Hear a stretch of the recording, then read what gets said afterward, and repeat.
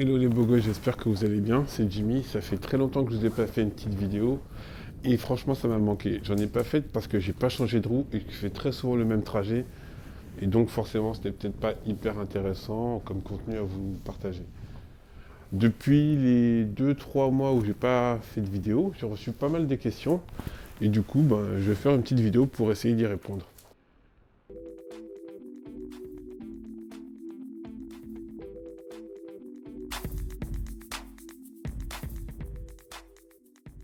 On me posait la question qu'est-ce que je mettais comme casque, quel était mon casque préféré.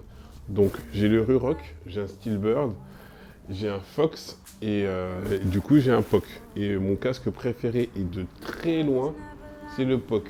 Donc c'est le casque que Porsche Hachiang, je sais pas comment ça se prononce son nom, mais il le porte en rouge dans ses vidéos sur YouTube. Et ce casque il est léger, il est assez sobre. Il y a une protection pour la mâchoire, là, pour protéger la mâchoire, c'est important je pense. Et c'est un casque qu'on peut porter tout le temps en fait. Parce que moi je vais au travail avec, c'est pas un casque qui est trop imposant et qui est quand même relativement classique, malgré tout. Et j'ai rajouté une petite lumière derrière et pour moi ce casque c'est le meilleur. Donc même les autres je veux certainement les vendre parce que je porte que celui-là. Si, qu'est-ce que je mettais comme genouillère? Si c'était important, qu'est-ce que je mettais comme équipement de sécurité? Moi, je mets des genouillères et je mets des protège-poignets. Je mets des protège-poignets parce que je me suis déjà... La seule fois où je suis tombé, je me suis fait mal au poignet. Et les genouillères parce que même si je ne m'étais pas fait mal au genou, je pense que c'est important. Donc les genouillères que je porte actuellement, c'est des icônes très rapides à mettre, assez sobres. Et c'était pour moi l'un des critères les plus importants. Quand il fallait enfiler la genouillère, etc., l'attacher, prendre du temps, moi ça ne me convenait pas en fait. Je voulais quelque chose de très rapide que je pouvais mettre par-dessus mon jean et très rapidement. Donc celles-là, je peux les mettre, franchement, je peux chronométrer, mais je pense que je peux les mettre en 10 secondes. Allez, 20 secondes maximum. Et elles protègent bien, elles sont plutôt sobres et ça, j'adore. Qu'est-ce que j'ai d'autre comme équipement? On m'a demandé qu'est-ce que j'avais d'autre. Donc j'ai aussi mes protège-poignets. Les protège-poignets, j'ai pris la marque Ennui. C'est une marque que j'aime bien. C'est solide, on sent que c'est de la bonne qualité. Et j'ai rajouté 2 petites LED pour le style.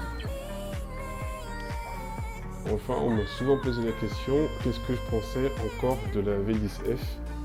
Alors, la V10F, moi, j'ai pas assez des milliards d'euros, donc je suis pas assez reconnu en tant que youtubeur, mais j'adore cette roue. Je trouve qu'elle me permet d'aller dans les transports avec. Quand il faisait hyper froid, qu'il pleuvait, qu'il faisait moche, elle pesait pas 60 kg, donc c'était plutôt simple de la mettre dans les transports. Mon trajet aller-retour, je dois avoir 14 km, elle est 15 km et elle les fait largement, donc il n'y a pas de souci. Je pense qu'elle peut faire 60 km d'autonomie, donc le trajet pour aller au boulot c'est suffisant pour moi.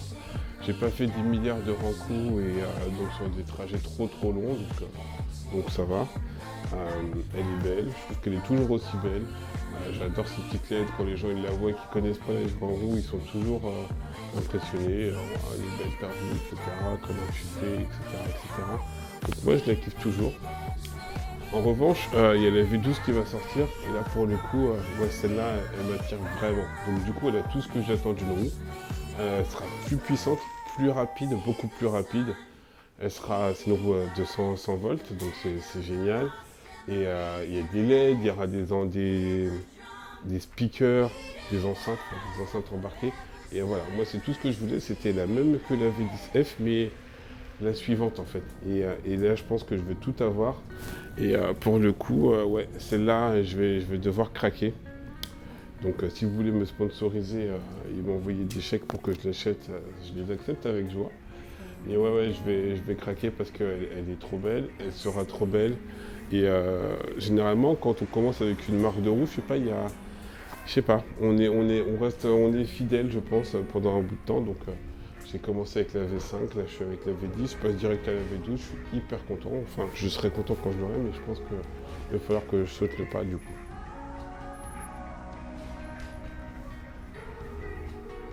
On m'a posé la question récemment de savoir si j'aimais les pads. Et très honnêtement, j'ai acheté les pads en même temps que les pédales pour la InMotion, les pédales au nez comble, là, à trou. Et les pads, je les ai vite enlevés en fait, parce que j'aimais pas trop. Ça me tapait dans les tibias quand j'accélérais. Et j'en voyais pas vraiment l'utilité. C'est pas une roue surpuissante, on n'a pas franchement besoin d'en avoir. Moi, je me suis habitué à rouler sans. Et ça me gênait plus qu'autre chose quand je les ai installés. Et puis voilà, moi je suis quelqu'un qui aime la glisse, j'aime le ride, je vais pas sauter des escaliers, je vais pas, voilà, j'ai pas besoin de ça, donc ça me convenait pas forcément. Donc je les ai enlevés, je n'ai même craqué un. Je les garde de côté, je me dis peut-être que dans un futur proche ou une prochaine roue, ça pourrait être utile, mais là, sur la V10F, franchement, moi, ça, je trouve que ça n'avait pas trop d'intérêt. En revanche, les pédales, elles sont sublimes. Donc si vous avez l'opportunité de les acheter, n'hésitez pas, elles sont vraiment super bien. On est super confortable dessus, elles agrippent bien les pieds et il vous faudra juste changer l'axe, trouver un axe en acier ultra dur pour remplacer celui qui est fourni avec parce que il n'est pas vraiment compatible avec la V10F. Même si sur les sites d'achat ils disent que c'est compatible.